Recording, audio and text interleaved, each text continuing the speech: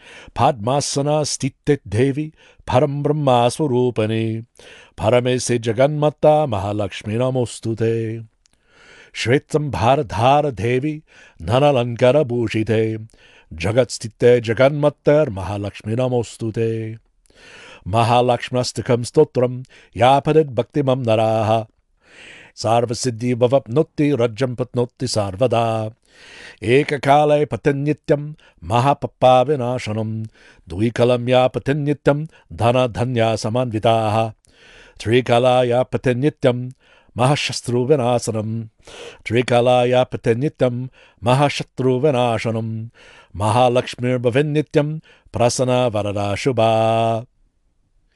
I offer this prayer to Mahalakshmi, composed by Indra, for the sake of all who listen to this program. May Mahalakshmi bless you abundantly in every way. No matter what form of abundance you need, may that compassionate mother pour forth such a blessing upon you that you will wonder how you have the capacity to receive it all. Sarvamangalamangalye Shive Savattasarike Sharanye Trayambike Gauri Narayani Namostute Sarvamangalamangalye Shive Sarvattasarike Sharanye Trayambike Gauri Narayani Namostute Sarvamangalamangalye Shive Sarvattasarike Sharanye Trayambike Gauri Narayani Namostute. Tathastu, so be it. Om Shanti Shanti Shanti. Mahalakshmi ki Jai.